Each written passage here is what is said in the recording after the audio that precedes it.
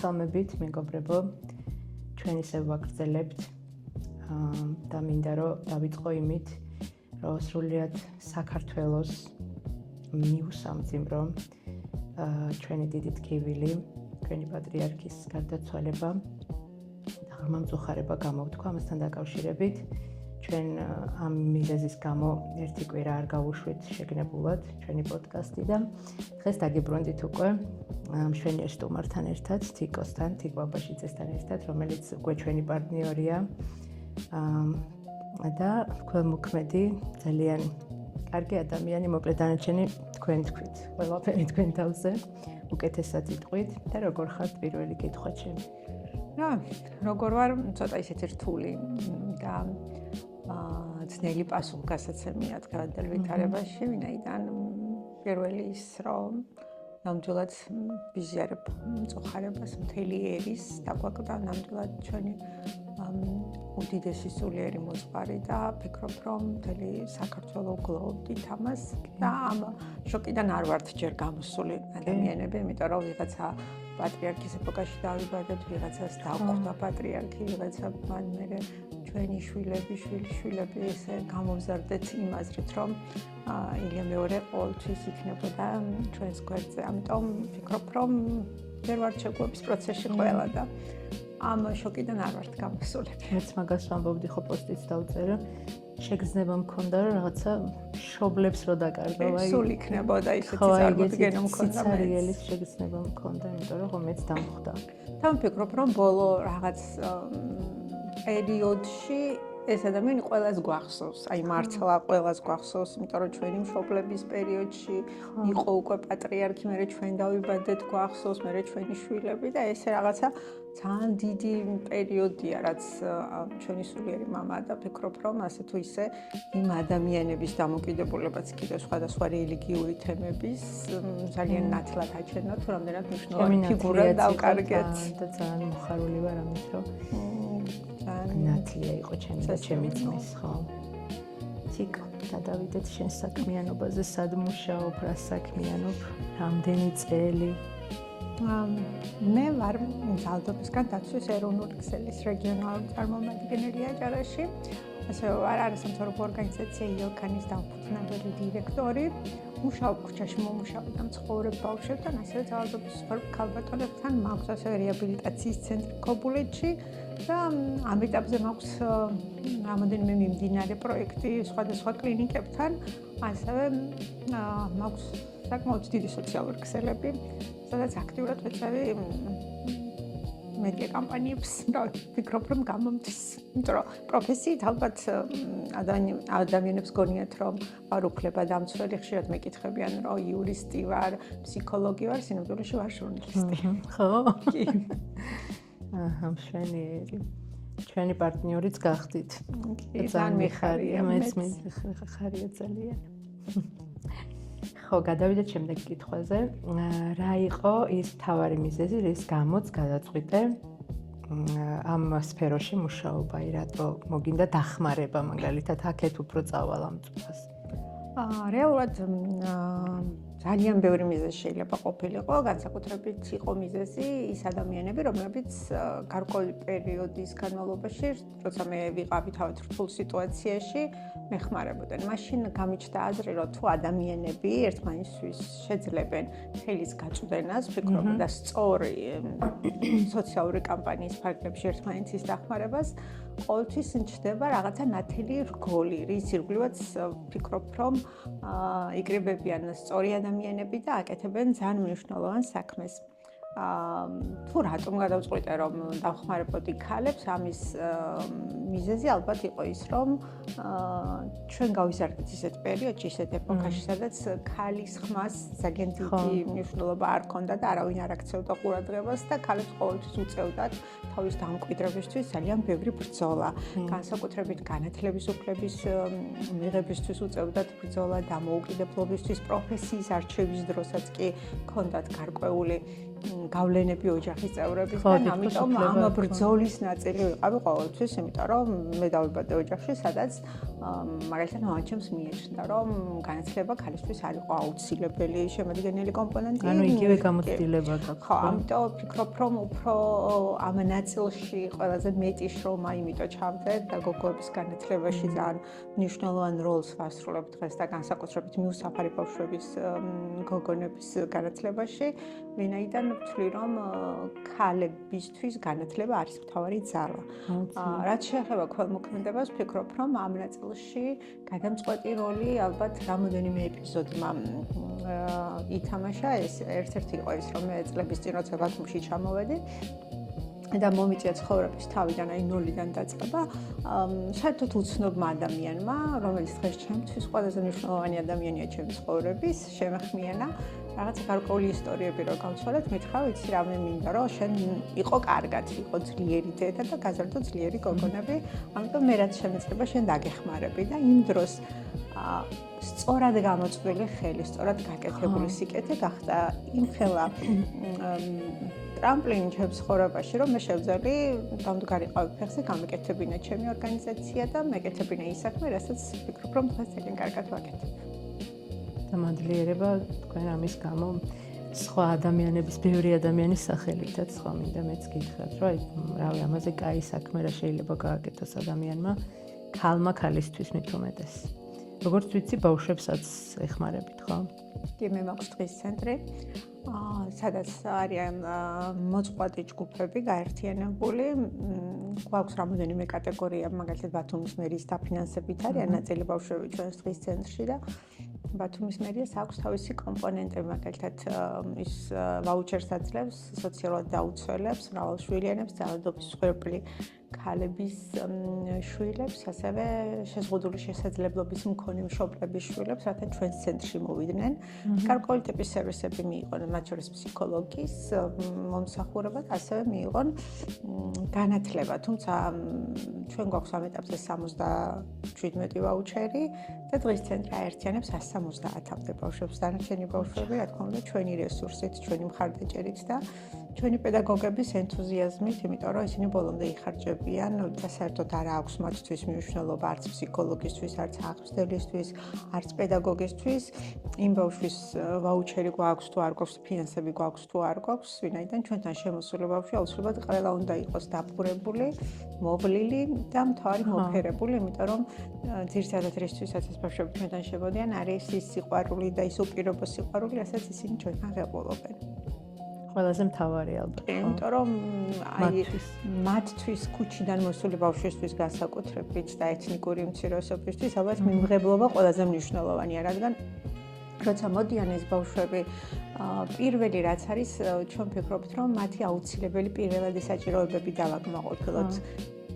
ჭამონ, გათფენ და ჩაიცვან. ეს არის აი თუ ბავშვს განათლებას ვერ დაელაპარაკები, როცა ბავშვი ეს საჭიროებები დაკმაყოფილებული არ აქვს და თვალი გაურბის, რომ იქ ვიღაცამ შეიძლება შოკოლადი შეჭამოს და მას ამის ფუფუნება არ ქონდეს, ამ ბავშვს ვერანაირად ვერ ეწყვილა, მოდი შემდაჭერში ახლა გაკვეთილი ისწავლე. ამიტომ ჩვენ ვცდილობთ, რომ ბავშვი როცა შემოდის, პირველადი საჭიროებები დავუკმაყოფილოთ, შევაფასოთ кейსი, დავათვალიეროთ რა მდგომარეობაშია მისი მოხმარების ნივთები, შევთავაზოთ ახალი რაღაცების აჩუქრად, გავატანოთ რაღაც ნივთების სახში, გავატანოთ ცოტა საკვების სახში, შემდეგ მეორეჯერ უფრო შვიდად მოვიდეს და თავი უფრო დაცულად იგრძნოს ჩვენ სივრცეში და შემდეგ უკვე გარკვეული პერიოდი როცა გადის და აკვირდება თვითონ სამუშაო გარემოს, აკვირდება თუ როგორ სწავლობენ სხვები, თავად უჩნდებათ სურვილი, რომ მოვიდნენ, დაასხნენ პედაგოგებთან. როგორ მოდიან ეს ბავშვები თქვენთან? ძირითადად ერთმანეთი მოყავთ. თუ საუბრობთ იმ კატეგორიაზე, რომლებსაც ვაუჩერი არ აქვს და სახელმწიფო თავად არ რიცხავს, დანარჩენი ბავშვებს ალბათ მთავარი მოტივი არის საჩუქრები, ტკბილეული, რომელიც ჩვენთან ხდება, იმიტომ რომ უმეტესობა რომ მოდის პირველი ამას კითხულობ, შოკოლადები დღესაც იქნება. ანუ აი ბავშვს მეტი რა. ხო, ეგ არის მთავარი პრიორიტეტი და რაც მთავარია საჭმელი, ცხელი საჭმელი ეგულებათ და ერთხელ თუ შეჭამენ, მეორეჯერ უზიარებენ ერთმანეთს. აი ახლა ჩვენ ყავს ეთნიკური უმცირესობის 4 ბიჭი. საკმაოდ ისეთი კარგი ბიჭები არიან, რომლებიც სპორტზე დადიან, ჩვენი მხარდაჭერით წერა-კითხვა ისწავლენ, ვცდილობთ ახლა რაღაცა სკოლის ნაწილში ჩავერთოთ და მოვახდინოთ მათი სკოლაში ინტეგრაცია. ეხლა ხან ორი ახალი მოიყვანეს. ანუ ის ბავშვები ქუთაისიდან შემოვიდნენ ახალ ბათუმში. თავისუფლად, ანუ მათთვის შეზღუდვა არ არსებობს. ჩვენ არ უწესებთ, რომ აი საკმარისი ახლა 1 ხარო 2 3 4 ოჯახის წევრები თავისუფლად შეუძლია მოვიდნენ, მოიყვანონ და თავდაპირველი მათი როგორც გითხარით მიზანი მოსვლის არის რომ შეჭამონ. შემდეგ უკვე სხვადასხვა აქტივობაში ერთვებიან ძალიან აქტიურად. თბილეული და თბილი საჭმელი. თავარი პირველადი საჭიროებები. ყველა მოზარდისთვის არა მარტო ქუჩაში მყოფი ბავშვებისთვის, ნებისმიერ ოჯახში, სადაც მატერიალური და სოციალური სიდხჭირე არსებობს, მათი მთავარი მიზანი ბავშვების არის ალბათ ის რომ იყვნენ გამოკვებილი, ჩაცმული და მოფერებული იყვნენ. ანუ ბავშვები ხა სოციალურად დაუცველი ოჯახებიდან როცა ქუჩაში ხვდებიან და ჩვენ არა მარტო ეთნიკურ თემებს, არამედ სხვადასხვა ტიპის და კატეგორიის ბავშვებს ხვდებით, რომლებიც გამოდიან ქუჩაში და ეს ჩვენი თანამოქალაქეები, ჩვენი ბათუმელი ბავშვები არიან. მათი მიზანი გარეთ გამოსვლის არის ის, რომ თავი შეიძლება ქუჩაში უფრო დაცულად იგრძნონ. აი კონკრეტულად არიან ბავშვები, რომლებიც ოჯახში ხშირად არის ძალადობები, ან მამა ძალადობს დედაზე, ან ალკოჰოლის მომხმარებლები არიან და ისინი თავის დაცვის მიზნით გამორბიან ქუჩაში, რათა თავი დაიმკვიდრონ იქ, ან უფრო დაცულად იგრძნონ თავი იმ წრეში, სადაც შემდეგ მკვიდრდებიან და სამწუხაროდ უამრავ დანაშაულს ჩადიან, თუმცა ამის გამო კი არ გამოდიან, რომ დანაშაული ჩაიდინონ. გარეთ გამოდიან, იმიტომ რომ თავის დაცვას ცდილობენ, იმიტომ რომ სახლში კომფორტული გარემო არ არის, იმიტომ რომ სახლში ცხელი საჭმელი არ ხდებათ, იმიტომ რომ სახლში ის სეზონური ტანსაცმელი არ ხდებათ, რომელიც სჭირდებათ და შემდეგ უკვე ქუჩაში იმკვიდრებენ თავს, რაც სამწუხაროდ სრულდება იმით, რომ ძალიან ბევრ დანაშაულს ჩადიან. სამწუხაროდ. ამ დანაშაულის გამო მე ისჯებიან, ნუ აი როგორი საწრე რა. და შეიძლება არაფერ შუაში არ იყვნენ თვითონ. შეიძლება ხო თავდაპირველი მიზანი მათი ქუჩაში გამოსვლის დამერწმუნდეთ, რომ არც ერთის არ არის ის, რომ დამნაშავეები გაიზარდონ. უბრალოდ შემდეგ ქუჩა თავის გავლენებს აუცილებლად ახდენს და ჩვენი მიზანიც, ჩვენი დღის ცენტრის მიზანიც ის არის, რომ რაც შეიძლება ნაკლები ბავშვი მოხვდნენ ქუჩაში. ხშირად ახლა რაღაცა დახმარებებს როცა ვითხოვთ გვერდზე, ძალიან მობეზრდათ ხალხს, მაგრამ მე სულ ვამბობ და მინდა ავუხსნა, რომ თქვათ მე გავუშვი ეს ყველა ბავშვი ქუჩაში. წარმოიდგინეთ რა დროით გაიზრდება კრიმინალი, რამდენი დამნაშავე ბავშვი გამოიზრდება და ანუ თუ არის საზოგადოება მზად იმისთვის, რომ ამ ბავშვების მოქნეული მუშტი ისევ ჩვენ მოგხვდება სახეში, ვინაიდან ეს ბავშვები დააზიანებენ ჩვენ ქონებას, მოიპარავენ ჩვენ ქონებას, გატეხავენ ჩვენს სუპერმარკეტებს, ჩვენ შვილების შეუქმნიან საფრთხეს, იმიტომ რომ რატო ირჩევენ თიკო, აი მაგალითად საკვების მოპოვების მიზნით აფუჭებენ, ნუ იპარავენ საკვებს, ეს თავდაპირველი არის აგრესია არის, იმიტომ რომ თავის დროზე არ იყვნენ ეს ბავშვები მოფერებული, თავის დროზე მათთვის არის საზოგადოებიდან, ანუ ზუსტად დამოკიდებული უარყოფილი ბავშვები არიან ესენი, იმიტომ რომ აგრესია შობს აგრესიას. ჩვენ როგორც ვექცევით, ისინი არიან ანარეკლი ჩვენი ქცევის და სარკისებური ეფექტია ეს, ანუ ისინი ხედავენ ჩვენს აქციას, თუ ჩვენ გძულს არ გვიყვარს, არ მოგწონს. მე მქონდა ერთი შემთხვევა, ერთ-ერთ საჯარო სკოლაში გარკვეული წლებია გასული, თუმცა ძალიან მწვავედ მახსოვს, როცა ექსკურსიაზე მივდიოდით სკოლიდან და ამ სკოლაში სწავლობდა ერთ-ერთი ეთნიკური თემის ბავშვი და როცა გაიგეს მშობლებმა, რომ ეს ბავშვიც მოდიოდა დედასთან ერთად თქვეს, რომ ისინი არ წამოვიდნენ. ანუ ასეთი გარიყული ბავშვები შემდეგ უკვე როცა ცოტა ძალას მოიკრებენ ქუჩაში, აუცილებლად აგრესიულად გვიბრუნებენ ამ ყველაფერს, იმიტომ რომ ისინი არ ივიწყებენ იმ შეურაცხყოფას, იმ დამცირებას, იმ ტკივილს, რომელიც ჩვენ მივაყენეთ ჩვენი სახში. შეიძლება დაუფიქრებლად, იმიტომ რომ ჩვენი მიზანი შეიძლება არ იყოს ის, რომ აი ამან გაიზარდოს შემდეგ აგრესორი და მოძალადე გახდეს, მაგრამ ჩვენ დაუნებოებთ ვაყენებთ ამ ბავშვებს იმ ტკივილს, რომლის მართვაც ამათ არ შეუძლიათ, იმიტომ რომ ეხლა ჩვენ თუ ნორმალურ ადამიანებმა შევამჩნიოთ, რომ ჩვენ შულს პრობლემა აქვს და მოვკიდებთ ხელს და ფსიქოთერაპიაზე წავიყვანთ, იქ ამის ცოდნა, ამის უნარი, ამის შეფასების უნარი არავის არ აქვს სამწუხაროდ და ეს ბავშვები ამ თავიანთი აგრესიით ცხოვრობენ მერე და სამწუხაროა, როცა ჩვენ უყურებთ ჩვენს მიერ უარყოფილ ბავშვებს და მე ვიცახით, რომ ანუ ძალიან ბევრი ისეთი შემთხვევები იყო ახლა ამ ბოლო პერიოდში არასრულწლოვანებმა პედაგოგი რო გაიმეტეს ის სასტიკად, ასე ძალიან ბევრი ისეთი მომენტები იყო ბოლო პერიოდში არასრულწლოვანების მიერ ჩადენილი დანაშაული, თუნდაც აი ბათუმის ტერიტორიაზე გოგონა რო გაიყვანეს სანაპიროზე და იძალადეს და ყველა ეს кейსი ჩემთვის იყო ძალიან ნაცნობი, იმიტომ რომ ყველა ბავშვი, განსაკუთრებით ბათუმის кейსში, ყველა ბავშვი თითქმის გავლილი იყო ჩემს ხელში რაღაცა კუთხით და ვიცი რომ არც ერთ მათგანს არ ქონია დალხენილი ცხოვრება. ყველამ გაირა ძალიან ძიმე, ძალიან ტრაგიკული ცხოვრება და მათი ცხოვრება იყო პრობლემური და ისინი იმიტომ მივიდნენ იქამდე, რომ თავის დროზე მათი არავინ არ ზრუნავდა და მე თავის დროზე როცა ვიცახი, გონიათ ადამიანებს, რომ ეს არის ანუ სადღაც ცნობიერი ასაკი ბავშვის, არა ბავშვი ზუსტად ყოფნის პერიოდში იღებს სიყვარულს, მიჯაჭვულობას, დამოკიდებულებას, იმ ემოციურ განწყობას, როცა დედა იხუტებს თავის ახალ შობილს, ის გრძნობს იმ მიჯაჭვულობას და სიყვარულს, რომელიც შემდეგ კვებავს მის ფსიქოემოციურ მდგომარეობას, იმიტომ რომ ამის გათვითცნობიერებაც საზოგადოების მხრიდან ძალიან მნიშვნელოვანია, იმიტომ რომ რაღაცების სწავლებას როცა ვიწყებთ, რომ აი 5-6 წლის ასაკში რო იქნება, მე ვასწავლი რაღაცა სიყვარულს სამწუხაროდ, მაშინ უკვე დაგვიანებულია. ხო, 7 წლამდე ითვისებს ბავშვი, მონებულებები ხო 7 წლამდე შეუძლია. გარკვეული ცვლილებების განხორციელება კიდევ ბავშვის ცნობიერებაში 12 წლამდე არის სამწუხაროდ შესაძლებელი, ანუ ძირეული საფუძვლიანი ცვლილებები დამოკიდებულებების, შემდეგ უკვე უბრალოდ ვასწავლით სწორად როგორ მოიქცეს, თორემ მისი ფსიქოემოციური მდგომარეობა უკვე შეუძლებელია რომ შევცვალოთ. ხა უნდა მეკითხა ზუსტად, რომ აი რა არის ყველაზე დიდი შეცდომა ამ ადამიანებთან, ანუ რასაც საზოგადოება აკეთებს, ყველა პრინციპში გავეცით პასუხი და მე მაგალითად ეთყოდი ყველა ადამიანს, რომ უფრო მეტი გაგება, რავი, აი როგორც საკუთარ შვილს, სხვათა შორის ახლა ამასთან მაგალითს მოვიყვან, ადრე ციგნებს ხო ვეძახდით, ხო, ადრე ჩემს ბავშვობაში, ახლა ციგნები და გვეშინო და აგრესიულები იყვნენ მართლა და ბოლოს ანუ სულ ჩხუბობდით, აი აგრესიას რო გამოვხატავდი, იგივე აგრესიულ უარესი აგრესიით იმაშებოდა თვითონაც და მე რაღაცნაირად დავუმეგობრდი, ტანსაცმელები მიუტანე, ძალიან ლამაზი ბავშვი იყო, გოგო იყო და ბულვარში ვხდებოდით მე და ჩემი მეგობარი, ტანსაცმელებს მიუტანდით, ხესთან უტოვებდით, აი ჩვენი ტოლი იყო. ხო და იმდენად დავმეგობრდით, აი ისე დავმეგობრდით, რომ საერთოდ ის აგრესია რატო გქონდა ერთმანეთის მიმართ, ან საწავი და არ ვიცი, ისე გვიყვარდა, აი გიждდებოდით, არ ვიცი, სამწუხაროდ დღესა და ეს გოგონა, მაგრამ ულამაზესი იყო და რავი, ერთად ვჭამდით ფენოვანებზე დავდიოდით და რაღაცა აი რავი, ჩვეულებრივი მეგობარი გახდა ჩვენი. აი ჩადებული გქონდა რა, ჩვენაც ეს რომ ციგნებია და ნუ აი ეს ხო, ეს დამოკიდებულება არის ძალიან მნიშვნელოვანი. ეხლა ჩემიფისოებია.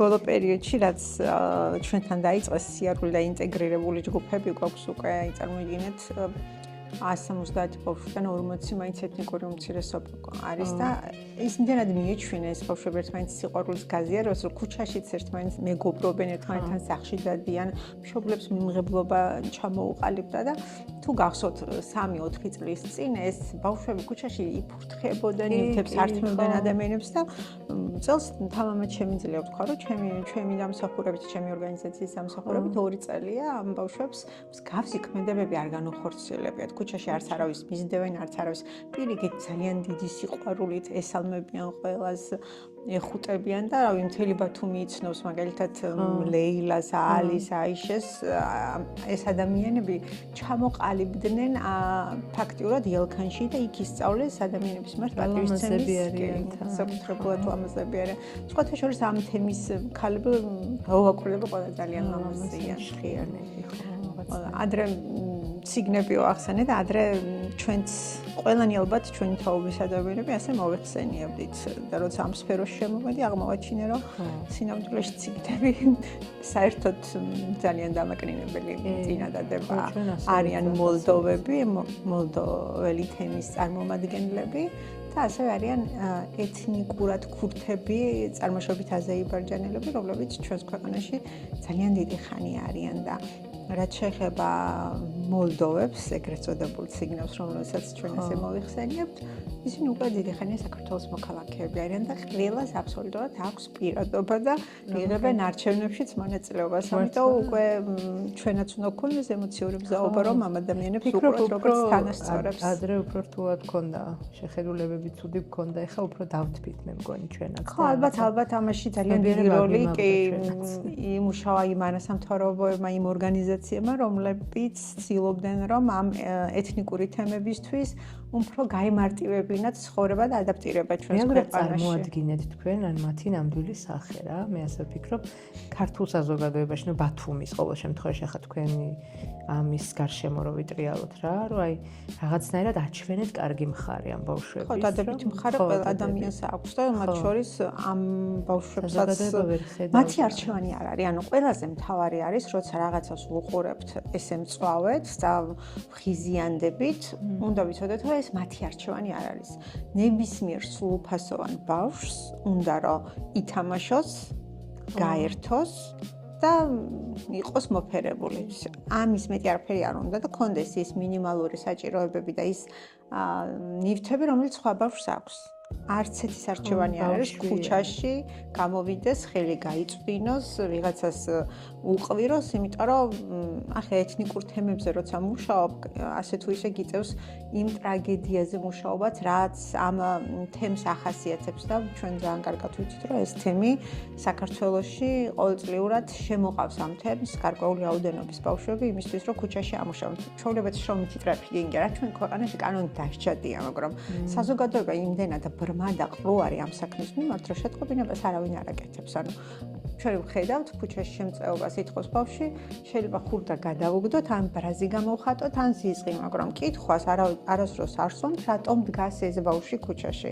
როცა მისი მთავარი უფლება მინიჭებული სახელმწიფოს მხრიდან და საერთოდ ნებისმიერი თუ გინდა ავიღოთ საერთაშორისო სამართლიც არის განათლების და სიცოცხლის და ჯანმრთელობის უფლება. გარეთ ყოფნის დროს, როცა ქუჩაში დგას, მისი სამივე უფლება ირღვევა. სინამდვილეში ჩვენ გვერდს როცა ჩაუვლით ამ ბავშვს ან ხურდას გადაუგდებთ, ან არ ვეკითხებით, რომ აქ რას აკეთებ, ჩვენვე ვარღვევთ მის ძირითად უფლებებს.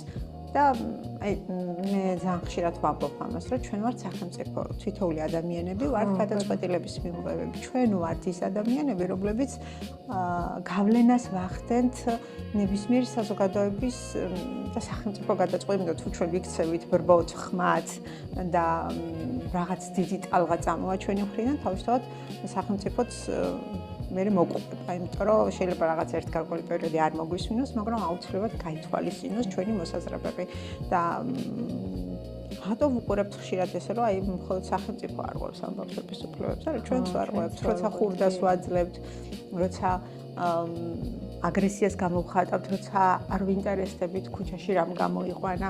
ეს არის მთავარი პრინციპი ამ ბავშვების მიმართ.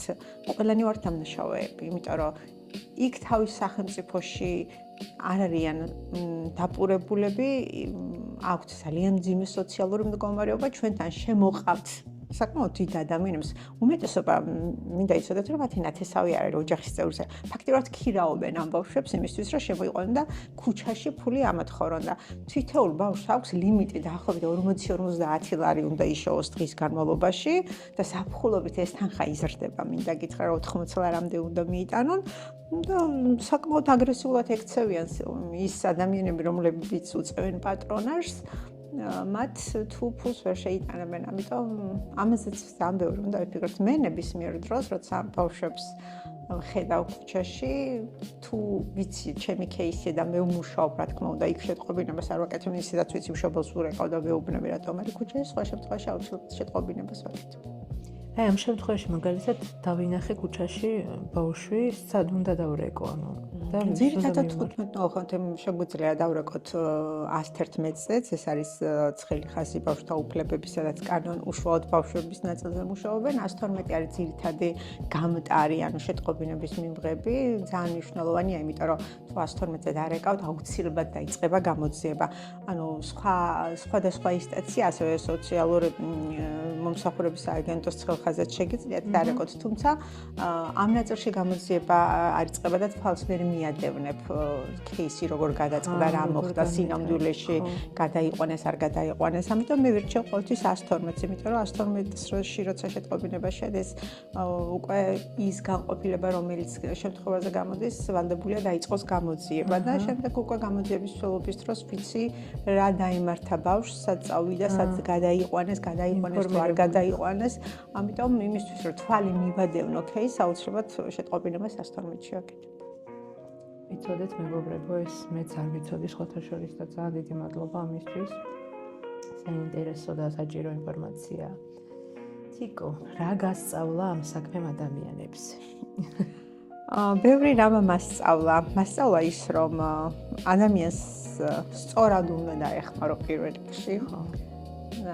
ჩვენ წლების წინ ერთი ამერიკელი ფსიქოლოგი გვიტარებდა ტრეინინგს და გვეუბნებოდა სულ რომ ქართველები არასწორად ეხმარებით ადამიანებს. აუცილებელია რომ ადამიანს ასწავლოთ თევზის დაჭერა და არ მიაწოდოთ თევზი. და ძალიან დიდი ხნის მერე გავიაზრე სინამდვილეში რას ნიშნავდა ეს, იმიტომ რომ ჩვენი საზოგადოება ზოგადად არის ზარმაცი საზოგადოება და თუ მიეჩვია რომ შენ მას ეხმარები, ვალდებულად გთვლის და თუ შეუწყვიტა დახმარებას, შეუძლია ბრაზიც გამოიწვიო, აგრესიაც გამოიწვიო, ლანძღვაც კი დაიმსახურო, იმიტომ რომ ხო აღარ ეხმარები. ამიტომ როცა ადამიანი მოდის ჩემთან, უკვე იმაზე ვიწყებ ფიქრს, რა შეიძლება იყოს გამოსავალი. რითი შეიძლება დავეხმარო, თვითონ დაეხმარო საკუთარ თავს. მაგრამ პირველ რიგში ალბათ სწორად დამანახა სიკეთის კეთების არსი, თუმცა ამან ძალიან ბევრი გაბრაზებული ბენეფიციარიც შემძინა, იმიტომ რომ მანამდე თუ ისე უპირობოდ ვცდილობდი რომ ყველას დავხმარებოდი და ესე ერთჯერ, ორჯერ, სამჯერ, ოთხჯერ, ხუთჯერ გამეკეთებინა, შემდეგ უკვე როცა ვთავაზობდი რომ მოდი მე დაგასაქმებ შენ ეხლა რომ შენ თვითონ გამოიმუშაო ფული, სინამდვილეში მისი მოტივი ეს არ იყო, იმიტომ რომ მიჩვეულიყო იოლი ფულის მიღებას, თავისთავად ეს არ იყო მათი მხრიდან სწორად აღქმული და დანახული და უმადურო. კი, თუ მანამდე შეიძლება და ვიღაცას შენთვის მხოლოდ ტაში დაეკრა, შემდეგ უკვე ძალიან აგრესიული და გაბრაზებული ქცევებიც შეიძლება დაგენახა. ამიტომ ვფიქრობ, რომ ამ საქმემ ბევრი რამ დამანახა, ბევრი რამ მასწავლა ისიც, რომ არასოდეს არ უნდა გქონდეს ყველაფერზე სრული წარმოდგენა და არ უნდა იფიქრო, რომ აი ყველაფერი შეგიძლია, იმიტომ რომ არ არის ესე, ყველა ცხოვრებაში განხორციელებული ცვლილებაც არ არის შენი დამსახურება და ასევე კიდევ შეიძლება ადამიანს საერთოდ არ უნდა შეცვლა და შენ არ უნდა მოინდომოს, ზედმეტი არ უნდა მოგივიდეს, ანუ როცა მოდის ადამიანი და ხედავ რომ შეიძლება იყოს რაღაცა გარკვეული ასაკით 16-17 წლის ჩართული იყოს პროსტიტუციაში, იქონდეს ნარკოდამოკიდებულება, იყოს მომხმარებელი, ავიღოთ გოგო, იმიტომ რომ ძალიან ხშირად მქონია ასეთი შემთხვევა და ძალიან მომდომებია რა, რომ ბოლომდე გადამერჩინა და ჩამედო მთელი რესურსი და ხვდებოდი მე სადღაც შუალედში რომ აი იმდენი დრო დავხარჯე ადამიანზე, რომელსაც სინამდვილეში შეცვლა არ უნდოდა. ამიტომ ესეც ძალიან მნიშვნელოვანია, რომ თავის დროზე დაინახო და შეაფასო, რომ ადამიანს უბრალოდ არ უნდა შეცვლა და შეიძლება ხადრს ვერ გიტეხავს და ვერ გეუბნება. რანაირად უნდა დავინახოთ და მივხვდეთ, როდის გავჩერდეთ. ალბათ უფრო უკვე პროფესიული უნარჩვევები და ცოდნა მეხმარება, რომ თავის დროზე შევაფასო кейსი. ადრე ეს გამოცდილება არ მქონდა სამწუხაროდ. ეხლა უკვე როცა ხვდები განსაკუთრებით მოზარდებს, ვიცი, თან ძალიან სწორად მინდა გაიგოთ, რომ 15-16-17 წლის მოზარდის შეცვლა შეუძლებელია. მისი ქცევა უკვე არის ჩამოყალიბებული და ერთადერთი რაც შეიძლება არის ვასწავლოთ როგორ დაიცვას თავის საკუთარი სხეულის უსაფრთხოება ვასწავლოთ და რაღაცა გადამდები შეცვლას გულისხმობ რა ცხოვრების სტილი, იმიტომ რომ მან უკვე თუ 4, 5, 6, 7 წელი უკვე ეს მისი ცხოვრების სტილი იყო დანერგილი ცხოვრების სტილი.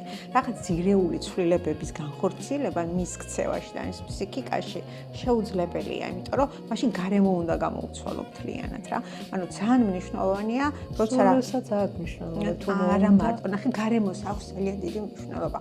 აი რაღაცა კონკრეტული ცვლილებების განხორციელება როცა მინდა, თუ მე გარემო ფაქტორები ხელს არ მიწყობს, მარტო ჩემთან მოსულა და 2 საათი ანუ რაღაცა ფსიქოლოგთან გადარჩერებულა 1 საათი რაღაცა კომფორტულ გარემოში ყოფილა, წასულა და მთელი ღამე კიდევ იქ რაღაცა ძალადობრივ გარემოში, სადაც დედა სვამს, მამა მოიხმარს, ვიღაცა გარემოში მეგობრები იპარავენ, ანუ ჩვენი რესურსებიც იხარჯება. ანუ ესეც ძალიან მნიშვნელოვანია, რომ რესურსი ჩავდოთ იქ, სადაც ვიცით, რომ აუცილებლად შედეგს, ანუ ეს კი არ ნიშნავს, რომ ჩვენ არ უნდა ვცადოთ ადამიანს, ვანახოთ, დავანახოთ სწორი გზა, მაგრამ 15-16 წელი უკვე გააზრებული ასაკია, პასუხისგებლობა ჩამოყალიბებული აქვს საკუთარ ქცევაზე, საქციელზე ადამიანს, ამიტომ თვითონ უნდა ერჩიოს რა უნდა. უნდა გადარჩენა, სადაც შენ მზად ხარ, ხელი მოკიდო და ამასთან ერთად იარო, იმიტომ რომ გადარჩეს, თუ არ უნდა გადარჩენა და რეალურად რაღაცა შენი ბრძვით არიერ კედელზე უკაკუნებ კარებს, სადაც შეიძლება არც არასოდეს არ გაიღოს ეს კარები. გარემო უპირველესია. ხო, გარემო ძალიან მნიშვნელოვანია, იმიტომ რომ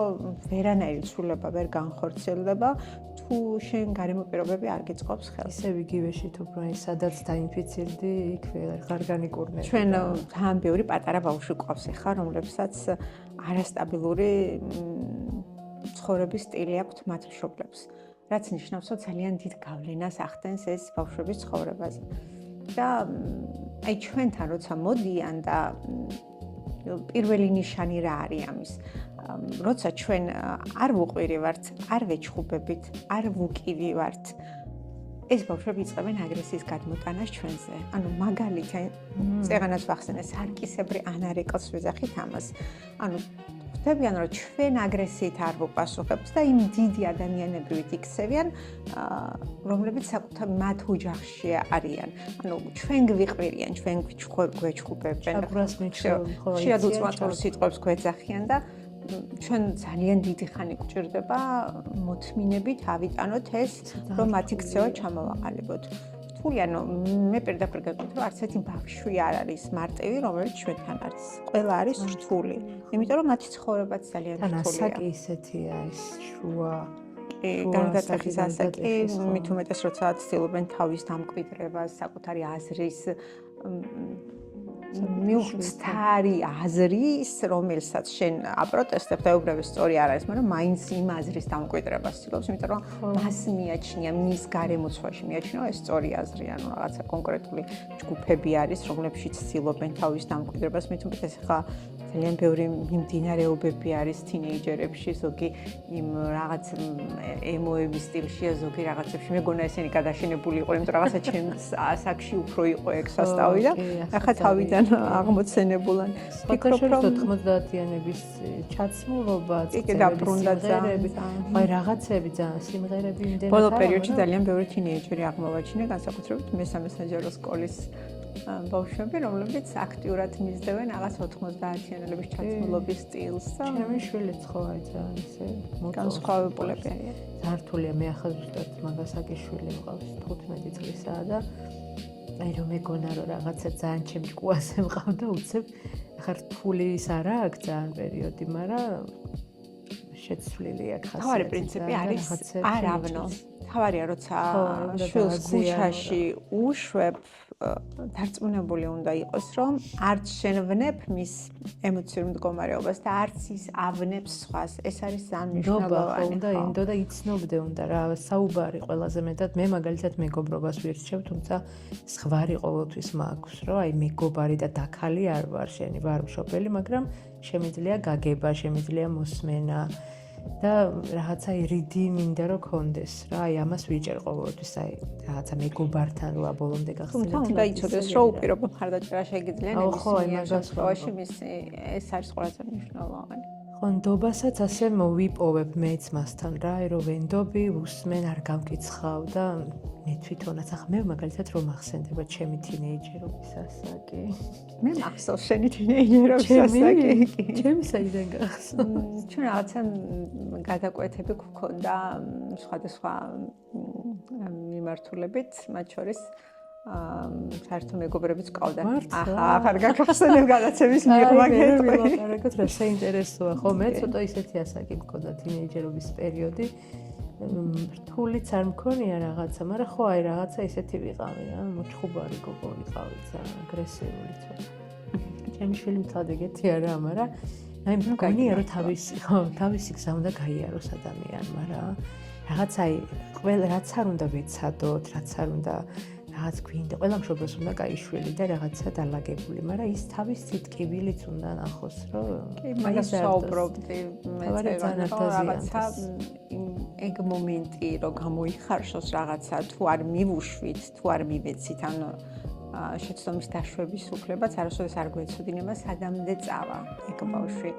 თუმცა თავი პრინციპი რაც თავიდანვე საფუძვლიანად უნდა ჩავდოთ, რომ სხვისი უფლებები არ დარღვიოს, ხვას არ ავნოს და ყველაფერს ახალი არ უნდა დავაფაროთ. ეს ძალიან დათური სამსახურია, როცა ხვდებიან, რომ ნებისმიერი ცუდი მათ მიერ ჩადენილი საქციელი დაუსჯელი რჩება, იმიტომ რომ დედა ან მამა ხელს დააფარებს. არა, აქ მშობლის პასუხისმგებლობა ძალიან დიდია, იმიტომ რომ მე არ გავაჟღერებ აქ, მაგრამ გარკვეული წლების წინ რაღაც ისეთი კონკრეტული დანაშაული რომ მოხდა და იქ მშობლებმა ხელი დააფარეს თავიანთი შვილის საქციელს, მე ამ ადამიანებმა სიცოცხლეს გამოასალმეს სხვა ადამიანი და ეს ყოველთვის არ მახსენდება სხვა ძალიან ბევრი кейსი მაქვს მსგავსი, სადაც იქ ბავშვობაში ძალიან ისე დიდი დოზით თავზე ხელის გადასმამ, შემდეგ სერიოზული უკუჩვენებები ხო არ მოიტანა, დამაზიანებელია პასუხისგებლობა უნდა ჩადოს მშობელმა აუცილებლად მშობელს უნდა რომ ხო აი არასდროს არ იყოს თავისი შვილი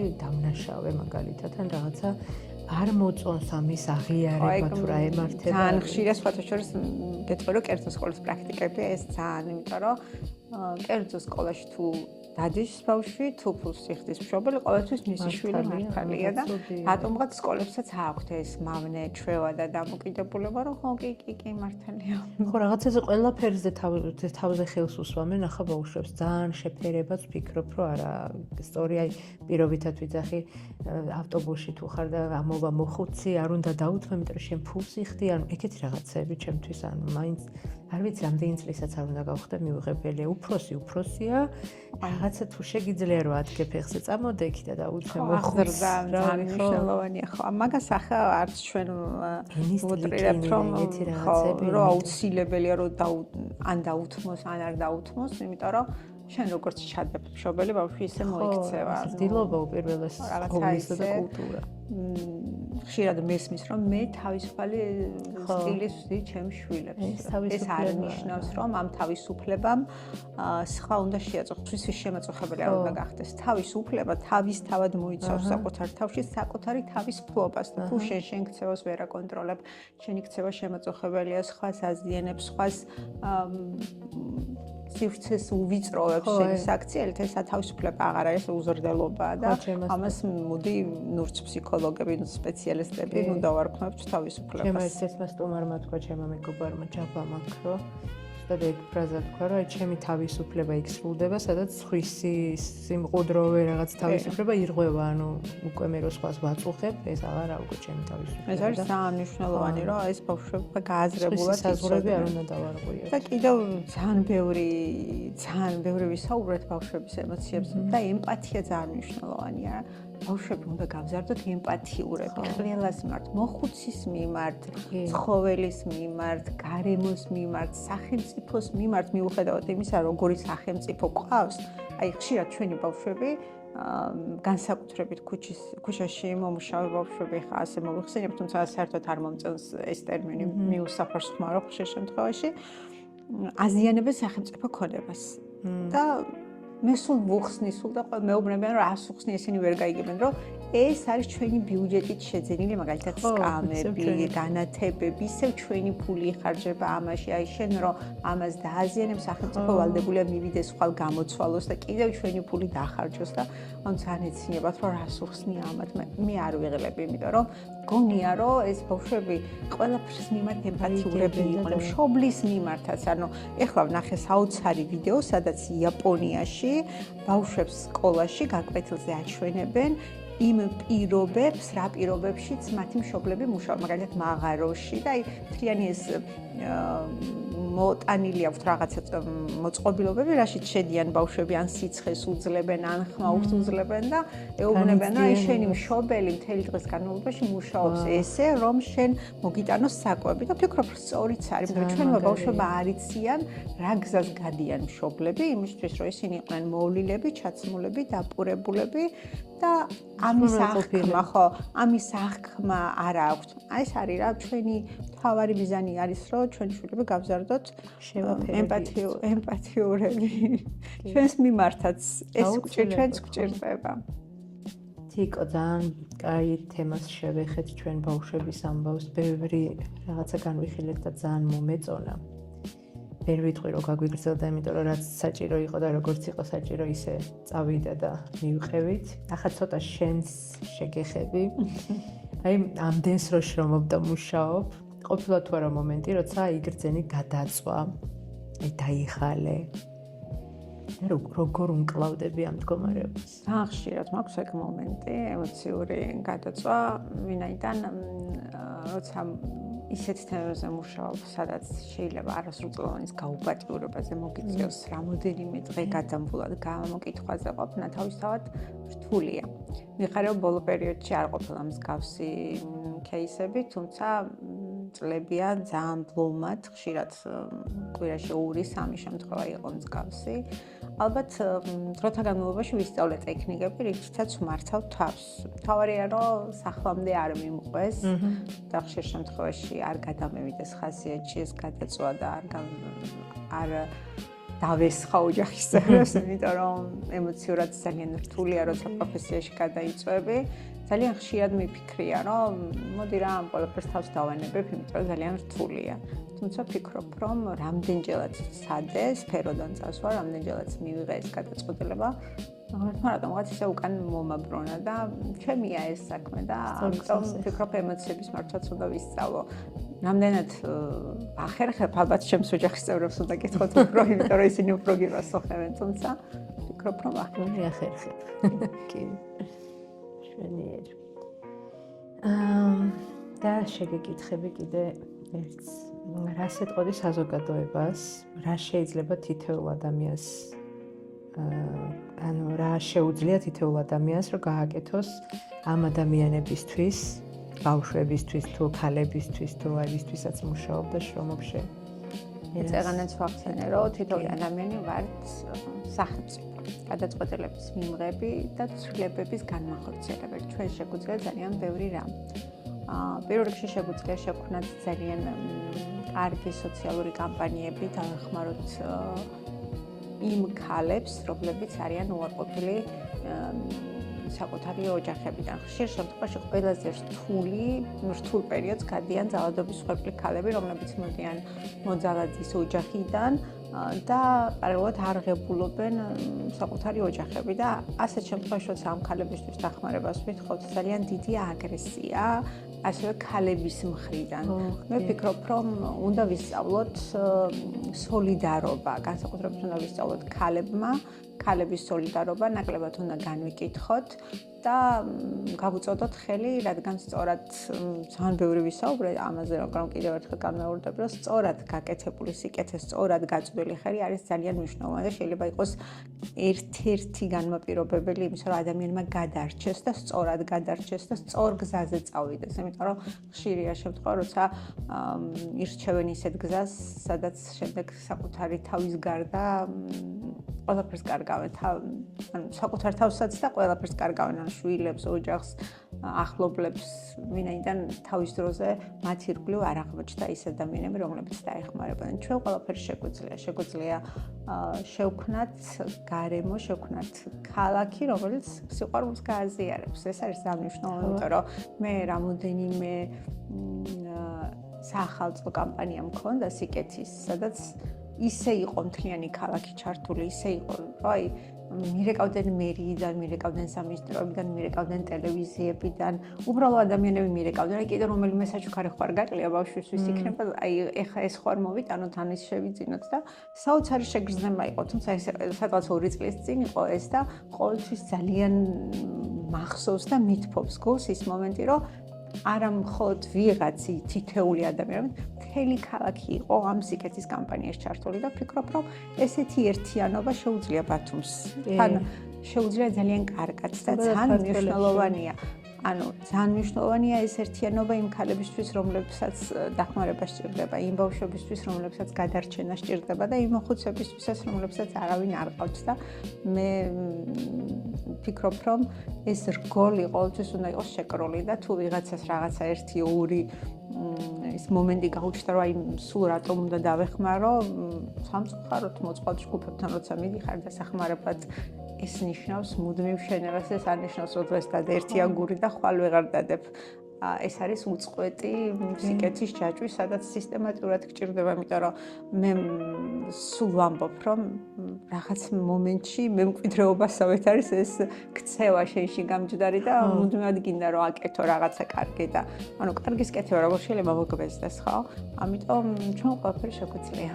ნამდვილად და მოხარული ვიქნებით, რომ ესეთ სიკეთის კამპანიები რაღაცა გაკეთდება მსგავსი რამე 2 წლის წინ იყო თქვი და გავაკეთე. აი მე გუნდა მეკითხა, რომ აი თუ შეიძლება მაგალითად რომ გაკეთდეს ესეთ რაღაცა, რომ აი მაგალითად ტანსაცმელით, საკვებით, აი არ ვიცი როგორ კეთდება ეგ რეკლამა უნდა გაკეთდეს თუ რა, რომ მოვითხოვოთ რომ ადამიანები ჩაერთოს სოციალურ ხაზზე ხშირად ვაკეთებთ. ჩვენ წლებია უკვე დაახლოებით 10 წელია ვაგროვებთ ტანსაცმელს და მე ამ კამპანიას ესე ვეძახი, რომ აჩუქე შენს ნივთებს მეორე სიცოცხლე. პირველად ეს ნივთები როცა მოდის, ჩემს ბენეფიციარებზე ნაწილდება, ჩემ ბენეფიციარები თვითონ მოდიან და ირჩევენ, რაც მათ თვეში ერთხელ არის ეს გაცემის დღე. შემდეგ უკვე მუნიციპალიტეტებთან თანამშრომლობ, ვაგზავნი შუახევში, ხელვაჩაურში და ხულოში სისტემატურად და იქაც კიდევ მრავალმშვიდიან ოჯახებზე ნაწილდება. ამიტომ ის ნივთები, რომელიც შენ გიდევს სახში წლები არ იყენებ, ნებისმიერი ნივთი შეიძლება გახდეს ვიღაცისთვის ძალიან მნიშვნელოვანი და გამოსაყენებელი. ეს სად უნდა მოიტანოს ადამიანებმა? ჩვენ დღის ცენტრში მუდმივად ვართ დილის 10:30-დან 7:30-მდე. როგორ უნდა დაგიკავშირდეს? გამოკლებით უნდა მოგწერონი ალქანის დღის ცენტრზე, სადაც პასუხობთ ხოლმე შეტყობინებებს და მოქალაქეები ხშირად გვირეკავენ, აი მაგალითად დღესაც დამიკავშირდნენ და დატოვეს ნივთები. ტერიტორიულად სად არის ეგ ცენტრი? ეს არის ზუბალაშვილის 31 ნომერი, ღვთისმშობლის საკათედრო ტაძართან ახლოს. თუ რაღაცა მეგობრებო უკანა შეგიძლიათ, იმიტომ რომ დაიმეტეთ. ამ ბავშვებს ნამდვილად სჭირდებათ თქვენი ძალიან დიდი მადლობა თიკო, ყველაფრისთვის მადლობა, სტუმრობისთვის მადლობა, ესეც სიკეთისთვის მადლობა და ძალიან კაი გოგო ხარ მოკლედ. თიკო, ჩვენი პოდკასტის ეგეთ წესი გვაქვს, მოკლედ 2 კითხვა ისვება ჩემს მერე, ერთი სტუმრის, წინა სტუმრის კითხვა და მეორე არის ნანუკას კითხვა ერქვა, მაგრამ ნანუკა ვეღარ მოდის, მერე ქეთი იყო და ქეთიც არაა დღეს და გიორგი დაკისვავს დღეს კითხვას, გიო. დღეს შენ ხვდა წილად და ბესოს კითხვა იყო ეგეთი წინა სტუმრის, რომ შემახსენე რა გააკეთე ისეთი წარსულში, მე მგონი წარსულში, ხო? წარსულში რა გააკეთე ისეთიო, რაც ეხლა რასაც ამართლებო რა. მაშინ შეიძლება ნანობდი, მაგრამ ეხლა ამართლებ. არ ვიცი, ნანობდი ვერ გეტყვი, მაგრამ წარსულში ალბათ გადავწყვეტე დამოუკიდებლად მეცხოვრე სამშვილთან ერთად და ამართლებ კი რომ ვფიქრობ, რომ ეს არის ჩემი ცხოვრების ყველაზე სწორი გადაწყვეტილება და ვფიქრობ, რომ ძალიან სწორად მივიღე. იმ მომენტში გეშინოდა ან ფიქრობ? ალბათ უფრო არ ვნანობდი, არამედ უბრალოდ უფრო იყო შიში იმისა, რომ ცხოვრების დამოუკიდებლად დაწყება რამდენად შემეძლო. დღეს ვფიქრობ, რომ ყველაზე ჩემს ცხოვრებაში აბსოლუტურად ყველაზე სწორი გადაწყვეტილება მივიღე და მადლობა ამისთვის საკუთარ თავს, რომ ეს გადაწყვეტილება მივიღე. ეხა გიორგი დაგისვამს კითხვას. რას მოგესალმებით. გამარჯობათ, კალბატონი თიკო. გამარჯობა. ძალიან სასიამოვნო ინტერვიუ გამოვიდა. ძალიან სასიამოვნო მოსასმენია კამერების უკანაც. და ჩემი კითხვა არის შემდეგი. რომ არა საქველმოქმედო მიმართულება, რომ არა ბენეფიციარები, რომ არა მიუსაფარი ბავშვები, სად იქნებოდა თიკო აბაშიძე? სულ ფიქრობ და ვერასოდეს ვერ წარმოვიდგენია საკუთარი თავი ამ საქმიანობის იქით. ფიქრობ, რომ ყოველთვის ვიქნებოდი ის თიკო, რომელიც ეხმარება ადამიანს.